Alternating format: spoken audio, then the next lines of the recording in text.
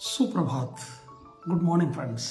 एक बार फिर से आज के नए सुबह में मैं एक नई ऊर्जा के साथ परमेश्वर के पवित्र वचन के मनन के लिए मैं आपके साथ उपस्थित हूं और मैं आपका हार्दिक स्वागत करता हूं और आशा करता हूं कि आप सब प्रभु में अच्छे होंगे, भले होंगे, चंगे होंगे। और इसी आशा के साथ आइए प्रार्थना के साथ हम लोग आज के चिंतन का आरंभ करें। पवित्र त्रिएक परमेश्वर, धन्यवाद देते हैं प्रभु, एक नई सुबह आज आपने हमारे जीवन में दिया है। परमेश्वर, आज के दिन को आप आशीषित करें। जब हम आपके वचन पर मनन करते हैं, आप हमसे बातें करें प्रभु जी, ताकि हम आपके जीवन को आपके वचन के अनुसार जी सके। हम सबको आशीषित करें। पिता, पुत्र, पवित्र आत्मा के नाम से मांगते हैं, आमीन। हम उत्पत्ति की पुस्तक में लगातार मनन हम लोग कर रहे हैं और हमने नूह के जमाने के विषय में हमने देखा था कि कैसे नूह के ज़माने के आते आते तक मनुष्य जाति ने अपने सोच विचार, अपने चाल चलन सब कुछ बिगाड़ लिया था और परमेश्वर उनके जीवन से इतना ज़्यादा शोकित हो गया कि पूरे सृष्टि के विनाश का एक प्रश्न उसके सामने आ खड़ा हुआ, क्योंकि मन में खेदित हुआ मनुष्य को बनाने से। ऐसा 5 पद में हमने पढ़ा था कि यहोवा ने देखा कि मनुष्यों की बुराई पृथ्वी पर बढ़ गई है और उनके मन के विचार में जो कुछ उत्पन्न होता है वह बुरा ही होता है, और इसलिए परमेश्वर खेदित हुआ और पूरे पृथ्वी को, मनुष्य को और सारे जीव जंतुओं को नाश करने का सवाल उसके मन में आ गया था। लेकिन इस बीच में उसके अनुग्रह की दृष्टि एक मनुष्य पर पड़ती है जिसका नाम नूह हमने देखा, क्योंकि नूह के विषय में गवाही यहाँ पर दी गई है कि नूह जो था धर्मी पुरुष था और अपने जमाने के लोगों में वो खरा व्यक्ति था और उसने परमेश्वर के साथ साथ चलने का चुनाव उसने किया। न केवल उसने अपने आत्मिक जीवन की रक्षा की, परंतु अपने वो तीनों बेटों को भी उसने धार्मिकता की शिक्षा उसने दी और परमेश्वर की इच्छा में चलने के लिए उसने हमेशा उनको प्रोत्साहित उन्होंने किया था, इसलिए वे उनके संग रहे। राइट, आज हम आगे बढ़ते हैं। अब देखिए, जब परमेश्वर के मन में ये सारी जब चीजें आ गई, अब आगे हम जब पढ़ेंगे आज पद 13 से लेकर के 22 पद तक, तो देखेंगे कि परमेश्वर आज हमसे क्या बताना चाहता है। आज के वचन में नूह के जीवन से आज हम लोग फिर से सीखेंगे और परमेश्वर की इच्छा हम करेंगे। पद 13 यहां पर लिखा है, तब परमेश्वर ने नूह से कहा, लिखा है, क्या कहा? सब प्राणियों के अंत करने का प्रश्न मेरे मन में आ गया है, क्योंकि उनके कारण पृथ्वी उपद्रव से भर गई है, इसलिए मैं उनको पृथ्वी समेत नष्ट कर डालूंगा। परमेश्वर एक डायरेक्ट कम्युनिकेशन करते हुए यहां पर नजर आ रहे हैं नूह के साथ। हमने देखा कि नूह के जमाने में जितने लोग थे सबने अपना चाल चलन बिगाड़ लिया था, सबके सब करप्ट हो गए थे, सबके सब बुराइयों में जी रहे थे। लेकिन उन बुराइयों के बीच में भी नूह ने चुनाव किया था कि वो परमेश्वर के साथ साथ चलेगा। राइट, नूह ने चुनाव किया था कि वो अपने परिवार के साथ वो परमेश्वर का भय मानेगा और धार्मिकता की वो जिंदगी वो बिताएगा हो, और उसके इस धार्मिकता के साथ जीवन जीने के चुनाव के कारण परमेश्वर के अनुग्रह की दृष्टि उस पर पड़ी। अनुग्रह के विषय में कल हमने सीखा था कि अनुग्रह जो है हिब्रू भाषा के एक चेन करके शब्द है, उससे आता है, जिसका मतलब ये होता है कि परमेश्वर की वो दया जो मनुष्य को हो सकता है उसके काबूलियत के आधार पर नहीं, ठीक है, it is unmerited grace, unmerited mercy हम इसको बोल सकते हैं। वो चीज परमेश्वर ने अपनी वो बड़ी दया उसने नूह को दी। ठीक है, अब इसके बाद यहां पर परमेश्वर का नूह से बात करना, ठीक है, एक यूनिक रिलेशनशिप को बताता है। ठीक है, the Noah had a very unique relationship with God and same time we can say that God also has a same kind of relationship with Noah. It is the intimate walk with the Lord. ये परमेश्वर के साथ निकटता से और करीबी से चलने का परिणाम यहां पर नजर आता है कि परमेश्वर जो है नूह से बात करता है, और केवल बातें उसने नहीं किया, लेकिन हम लोग देख सकते हैं कि God reveals his plan to his chosen servant, जिनको परमेश्वर चुन लेता है और जो उसके मन के अनुसार चलते हैं, जो उसकी इच्छा का पालन करते हैं, परमेश्वर अपनी योजनाओं को अपने ऐसे सेवकों के ऊपर प्रकट करता है। और अब्राहम को उसने बताया, धरती पर बहुत सारे मनुष्य थे, लेकिन किसी से उसने बात नहीं किया। परमेश्वर ने अब्राहम से बातें करी और अब्राहम को बताया, और उसने कहा कि पूरे प्राणियों को अंत करने का प्रश्न मेरे सामने आ गया है, क्योंकि उन्होंने पृथ्वी पर जो अपने चाल चलन को उन्होंने बिगाड़ डाली है, पृथ्वी उपद्रव से भर गई है और मैं उनको नाश कर दूंगा, पूरे पृथ्वी समेत नष्ट कर डालूंगा। ये योजना परमेश्वर ने नूह को बताया। Same type of thing we can see in the life of Abraham. Abraham के जीवन में भी अगर आप देखें उत्पत्ति की पुस्तक उसके 18 अध्याय 17 और 18 पद में, तो परमेश्वर यहां पर बोल रहे हैं। अगर हम देखें, मैं पढ़ता हूं आपके लिए उत्पत्ति की पुस्तक उसका 18 अध्याय 17 और 18। देखिए क्या लिखा है। यहां पर लिखा है, तब यहोवा ने कहा, यह जो मैं करता हूं उसे क्या अब्राहम से छिपा रखूं? अब्राहम से तो निश्चय एक बड़ी और सामर्थी जाति उपजेगी और पृथ्वी की सारी जातियां उसके द्वारा आशीष पाएंगी। राइट? परमेश्वर जो है अपनी योजना को अपने उन दासों से जो उसके संग संग चलते हैं, परमेश्वर अपनी योजनाओं को प्रकट करता है। नूह उसके साथ साथ चल रहा था, इसलिए परमेश्वर ने अपनी योजना को प्रकट किया, अपने भविष्य के प्लान को उसने बताया कि मैं पूरे पृथ्वी को, प्राणियों को मैं नाश करने वाला हूं। वैसे अब्राहम को उसने बताया कि क्या मैं अब्राहम से अपने प्लान को मैं छुपा रखूं कि अब्राहम से एक बड़ी सामर्थी मैं जाति बनाने वाला हूं? परमेश्वर ने नहीं छुपाया, परमेश्वर ने अपनी योजना को प्रकट किया। और वैसे ही परमेश्वर ने मूसा से भी अपनी योजना को उसने प्रकट किया। अगर निर्गमन की पुस्तक अगर हम निकालें अध्याय 3 और पद, अध्याय 3 निर्गमन की पुस्तक, यहां पर परमेश्वर मूसा को भी अपनी योजना को प्रकट करता है। क्या कहता है सुनिए, 10 पद से मैं पढ़ता हूं। इसलिए मैं तुझे फिरौन के पास भेजता हूं कि तू मेरी इजरायली प्रजा को मिस्र से निकाल ले आए।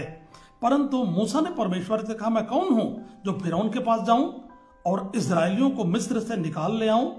उसने कहा, निश्चय मैं तेरे संग रहूंगा और इस बात का कि तेरा भेजने वाला मैं हूं तेरे लिए एक चिन्ह होगा कि जब तू उन लोगों को मिस्र से निकाल चुके तब तुम इसी पहाड़ पर परमेश्वर की उपासना करोगे। Look at how the God has a very unique relationship with Noah. God has a very close relationship with Abraham, and the same relationship God had with Moses. God revealed his plan to them directly. ठीक है, परमेश्वर ने अपनी योजना को direct रूप से अपने दासों को, अपने संतों को वो प्रकट करता है कि वो क्या करने वाला है। और वैसे ही नूह को उसने प्रकट किया कि मनुष्य की बुराई बढ़ गई है और मैं पूरा नाश करने वाला हूं नूह। और उसके बाद योजना जब उसने प्रकट तो कर ली उसकी धार्मिकता के कारण, लेकिन जो काम जो दिया नोहा को, जब मैं इसको पढ़ रहा था तो मैं आश्चर्यचकित हो गया कि क्या आज इस मनुष्य को, आज एक मनुष्य को जो परमेश्वर के साथ चलता है या परमेश्वर के साथ चलने का हो सकता है ढोंग भी करता होगा, अगर परमेश्वर ऐसा काम देगा तो क्या वो करने के लिए तैयार होगा? क्या काम था मालूम है? देखिए काम कितना कठिन था, काम सरल नहीं था जो परमेश्वर ने नूह को दिया था। लिखा है यहां पर, जब हम पढ़ते हैं उत्पत्ति की पुस्तक उसके 6वें अध्याय में, परमेश्वर ने कहा कि इसलिए तो गोपेर वृक्ष की लकड़ी का एक जहाज बना ले। ठीक है, परमेश्वर ने कहा कि गोपेर वृक्ष की लकड़ी का जहाज बना, जो तेरे को पसंद है वो नहीं, जो मैं बोलता हूं। ठीक है, this shows actually the our God is very particular.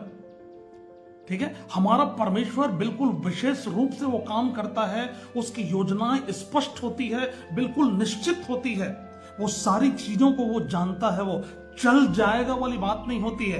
परमेश्वर ने अगर कहा गोपेर वृक्ष की लकड़ी का तो जहाज बनाना, तो नोहा के सामने चुनाव था कि या तो वो लकड़ी ढूंढ के लाए, हम नहीं जानते वो लकड़ी वहां पर आसानी से मिलने वाली थी, और या फिर उसको ढूंढना पड़ा होगा, लेकिन परमेश्वर ने नाम दिया और कहा कि गोपेर वृक्ष की लकड़ी से ही तू जहाज बनाना। और उसमें लिखा है कोठरियां बनाना, भीतर बाहर राल लगाना लिखा है। क्यों कहा राल लगाना? इसलिए कहा ताकि कहीं ऐसा ना हो कि जहाज में कोई छेद रह जाए और वो जो जल प्रलय का जल है जो जहाज में घुस जाए और तू भी नाश हो जाए, और जितने प्राणी तू अपने साथ लेके जाएगा कहीं वो भी नाश ना हो जाए। परमेश्वर सब कुछ जानता था कि उसकी योजना को पूरा करना, उसके प्लान में भाग लेना इतना सरल नहीं है। ठीक है, परमेश्वर की योजनाओं में भाग लेना, हिस्सेदार बनना, बहुत ही सावधानी के साथ उसकी आज्ञाओं को सुन करके उसके अनुसार चलने पर उसकी योजनाएं पूरी होती है। अगर हमने चूक किया तो परमेश्वर की योजना कहीं ना कहीं अधूरी रह जाती है और वो पूरी नहीं होती है। अगर उसकी आज्ञा का पालन नहीं करता, किसी दूसरी लकड़ी को ले आता और राल उस पर नहीं लगाता, राइट, तो हो सकता है कि जहाज बीच में टूट जाता। लेकिन चूंकि परमेश्वर की आवाज थी और नूह धर्मी पुरुष था, परमेश्वर के वो साथ साथ चलता था, इसलिए उसने परमेश्वर की आज्ञा को गंभीरता से उसने लिया। और उसने साइज उसने बताया, पता है उसकी जहाज का साइज उसने बताया, इस ढंग से तो उस जहाज को बनाना, जहाज की लंबाई 300 हाथ, चौड़ाई 50 हाथ और ऊंचाई 30 हाथ के हो, और जहाज में एक खिड़की बनाना और उसके एक हाथ ऊपर से इसकी छत बनाना, और जहाज की एक और एक द्वार रखना, और जहाज में पहला, दूसरा और तीसरा खंड बनाना। क्या सरल काम था? बहुत कठिन काम था, सरल काम नहीं था। लेकिन अब चुनाव नूह का था कि क्या नूह परमेश्वर की आज्ञा माने, और या फिर कहे कि परमेश्वर it is too much, I can't do it, मैं नहीं कर सकता। ये नूह के सामने चुनाव था। और केवल इतना ही नहीं, ये तो केवल जहाज बनाने की बात है।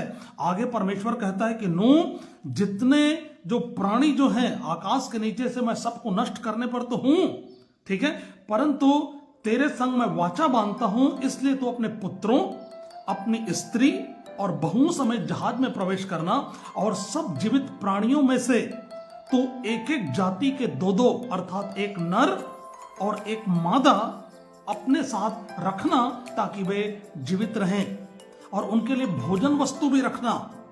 आप कल्पना करिए कितना कठिन काम था वो, सरल काम नहीं था। It was a very challenging responsibility God entrusted to Noah, because God knew that Noah is the only one person who can fulfill my will.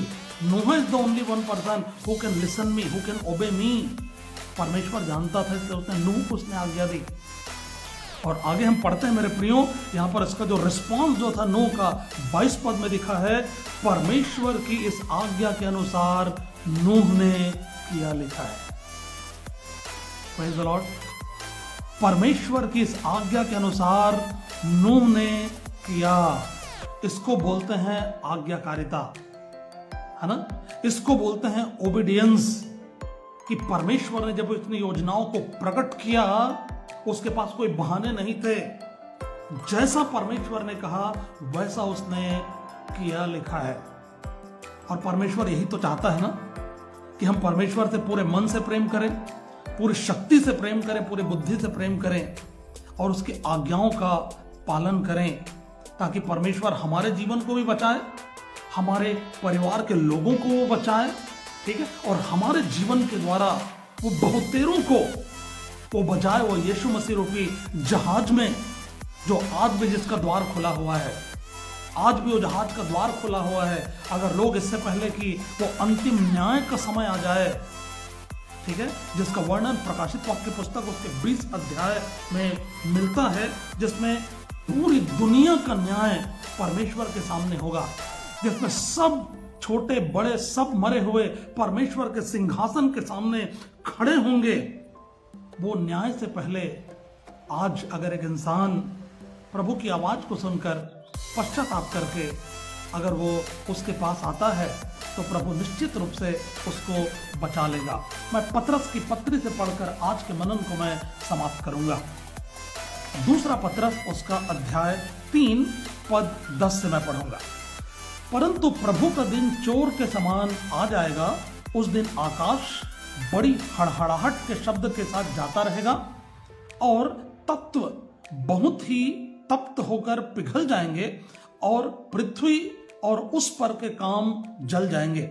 जबकि ये सब वस्तुएं इसी रीति से पिघलने वाली है, तो तुम्हें पवित्र चाल चलन और भक्ति में कैसे मनुष्य होना चाहिए, और परमेश्वर के उस दिन की बाट किस रीति से जोहना चाहिए, और उसके जल्द आने के लिए कैसा यत्न करना चाहिए, जिसके कारण आकाश आग से पिघल जाएंगे और आकाश के गण बहुत ही तप्त होकर जल जाएंगे।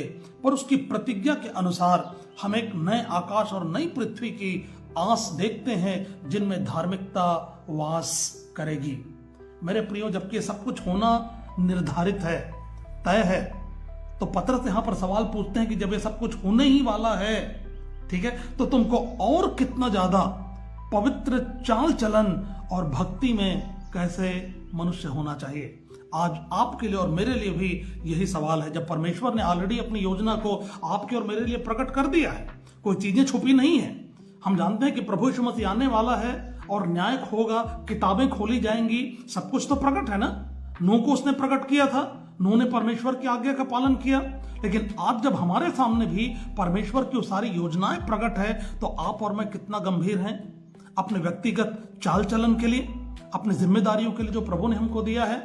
अगर गंभीर नहीं है तो आज हम पश्चाताप करें और प्रभु से कहें कि प्रभु मुझे माफ कर और मेरी सहायता कर प्रभु, कि मैं पूरी गंभीरता से न केवल अपने पवित्र चाल चलन के विषय में गंभीर हो जाऊं, लेकिन प्रभु आपका जो न्याय जो होने वाला है, उस न्याय के सिंहासन के सामने परमेश्वर जो लोग खड़े होंगे, उनको मैं आपके सुसमाचार को मैं सुना सकूं। प्रभु मेरी सहायता कर। आइए हम लोग ऐसा प्रभु से अनुग्रह मांगे और प्रभु हमारी मदद करेगा। मेरे प्रियो, प्रार्थना करें। परमेश्वर पिता, हम आपको धन्यवाद देते हैं एक बार फिर से आज की सुंदर सुबह के लिए, आज के मनन के लिए प्रभु, जिसमें आज आपने बताया पिता कि जो आपके साथ चलते हैं प्रभु, आप उनकी योजनाओं को, अपनी योजनाओं को प्रभु आप उन पर प्रकट करते हैं। आपने नूह को बताया और नूह को आपने आज्ञा दी प्रभु, और लिखा है कि उसने आपकी आज्ञा के अनुसार उसने किया। प्रभु हमारी भी सहायता कर। जब हमारे सामने भी आपकी योजनाएं प्रकट है प्रभु, आपका आना तय है प्रभु जी, आपका आना चोर के समान होगा प्रभु, इसलिए हम अपने आप को तैयार करें परमेश्वर। और बहुतों को प्रभु जी यीशु मसीह रूपी जहाज में प्रभु हम लाने के कार्य में प्रभु जी हम सक्रियता से लगे रहें। प्रभु हमारी सहायता कर, आत्मा की भरपूरी दे, ताकि हम लोगों को बता सकें कि मन फिराओ और यीशु मसीह के नाम पर विश्वास करो, पापों की क्षमा पाओ, क्योंकि वही मार्ग है, वही सत्य है और वही जीवन है। परमेश्वर सब पर अनुग्रह दे, सबको आत्मा की भरपूरी दे। धन्यवाद, आपने हमारी प्रार्थना को सुनकर उत्तर दिया। त्रिएक परमेश्वर पिता पुत्र पवित्र आत्मा के नाम से मांगते हैं, आमीन।